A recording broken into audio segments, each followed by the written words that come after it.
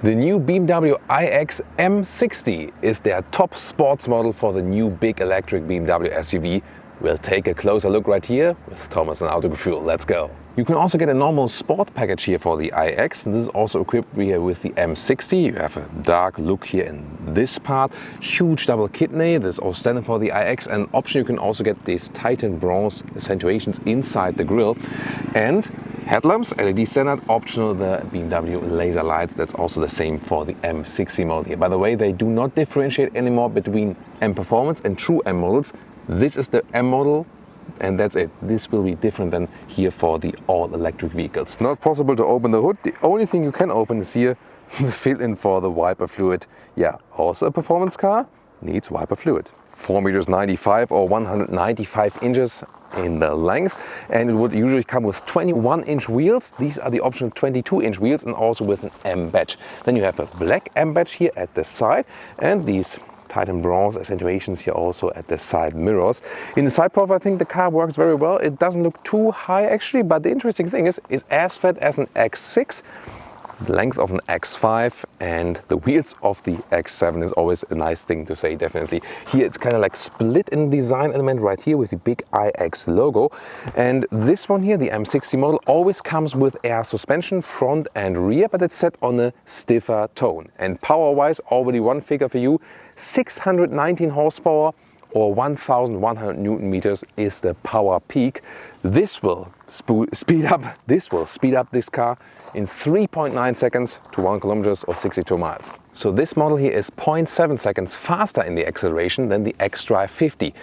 0.2 seconds from that goes via the launch control. You might wonder, electric vehicles and launch control? Yes, it somehow makes sense. You can also precondition the electric motors for that. It has some kind of effect, this 0.2 seconds. And there will even be kind of like a shaking function. So the electric parts will induce a shaking effect that you, when you get off, feel a physical hardware-induced shaking when using the launch control. Interesting idea. We will find out when we drive this vehicle. What's that thing in the background here all the time? Yeah, it's measuring the wind, of course, because this one is actually a helipad. So usually helicopters land here, but in this case here, a nice stage for the M60 of the iX. And of course also all the small stones here, they would be removed when the next helicopter is landing. A strong styling here also for the rear, horizontally integrated tail lamps, iX logo and also the M60 logo are also in this dark and bronze finish, pretty cool. Lower end with the diffuser style. It's all about wind efficiency, this vehicle as well. Therefore we also have this recess in the top part right there. The color for today, by the way, is Storm Bay Metallic. It has a kind of matte nuance, but it's not a matte color, depending really on where the light and how the light is shining in. And another special feature of the M60 is that the top speed is enhanced to 250 kilometers an hour or 155 miles an hour, while the xDrive 50 would be limited at 200 kilometers or 125 miles an hour. The M60 will get the very same battery, just like the xDrive 50, so 105 kilowatt hours net.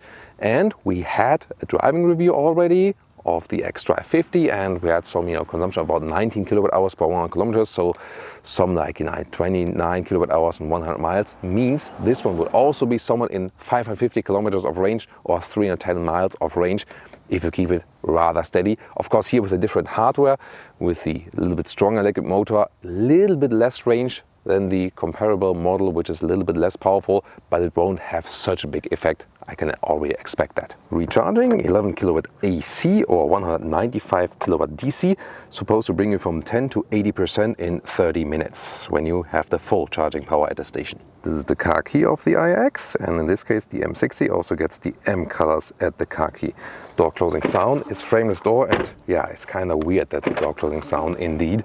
Then inside of the doors, it really depends on the trim level what you get there, as for colors and materials, but with a very refined interior styling. Here these crystalline, cool looking dials for the seats, they are an option gladly. I mean, they look cool, definitely. However, they are really catching the glares and they can blind you while driving. So I would recommend sticking with the base version. And this looks also definitely okay. And the steering wheel with the flat bottom, that's already sporty, but also in the base version of the iX. As for the seats, you can get a fabric microfiber mix or also animal-free sensor tech. Then in Oyster, so the rather bright color or in black or in brown. And these here are the animal skin seats. You can see it here in the more symmetric shape in black or red. But the Sensatec seats, of course, do a great job and also offer ventilation. You can also see them right here, how they would look like. Seating position, comfortable and upright, open space atmosphere. But what's different here for the M60 model? Well, the thing is, they worked on the sound design. So this cooperation with Hans Zimmer. And you already have that in normal iX, but then for the M60, there will be a special sound design. Yeah, probably in a more sporty way, more maybe sonorous way of sound and so on. Looking forward to that when we drive the vehicle. Sporty atmosphere here. This widescreen curved display, 14.9 inch right, 12.3 inch on the left, but looks like one unit. No manual climate dials, you have to do it here in the screen. That's to me a drawback. And you know, everything very nice from the styling. Glove box right here. The steering wheel has still some manual dials, for example, right side here to choose the contents on the left screen, and here on the left side also for the cruise control. In the digital instruments, you can have the map in the inside part or some assistance system information and so on. You can switch that through. You can also change the whole layout of that. And once again, we expect special sound design in here for the M60 model. And the screen itself, this is here the very complicated climate menu. I mean, who thought about that? Here you can also activate the seat cooling here, for example. Then the home screen is split kind of in these two. So either you have this home screen or then a second home screen. And this looks like that. So yeah, but both, I think they lost kind of the path for the overview. The system is good as for the CPU processing power. Yeah, this was kind of like double in language. So here you can see very fast as for the map movement and so on. But I think it was easier before. At least you have kept this menu from the OS7, yeah, to make it somewhat usable. Lower part, you have this matte wood. This is really cool actually, but then you have this crystalline lever here, which can also get some reflections. In the base model, this is again an option. It would be then the black here as the cover, and then you know, more basic turning and pressing up, which is actually delivering you a better user interface, I think. This is the shifting lever then, by the way, here back for the drive mode, reverse, and this then for the parking mode, and the whole middle console here is kind of floating. So then underneath you get an inductive charging pad and cup holders. Here, by the way, also a cooled inductive charging pad that the smartphone doesn't overheat like it used to be at BMW. And on top of it, you can also put another smartphone. Oh, by the way, and also at the inside of the doors. So a lot of spaces to put your smartphone. So much fun to move around here in the rear bench because there's no middle tunnel. A lot of space, a lot of legroom. This is really very cool. You feel so much at home here in that rear area. So this is where they put the emphasis also on. Also here with this electrochromatic roof. This is pretty fancy. You can change if you rather want it a little bit shaded or a little bit more open.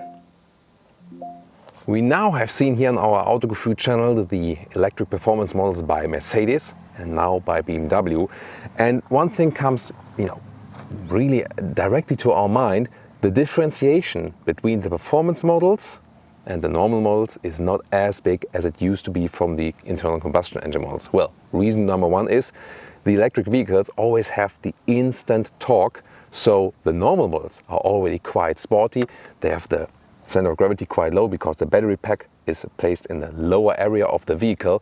So they're already kind of performance vehicles in the base versions, from driving agility and also from the performance. So the only thing they can do here are some visual changes, maybe then here software, sound design and so on, and of course even more boost actually from the electric drivetrains.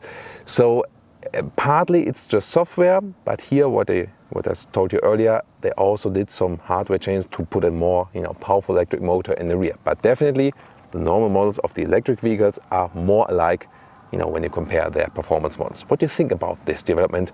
Join me in the discussions in our comments. Now tune into the BMW iX driving review we already have with the xDrive 50, or also compare the Tesla Model X.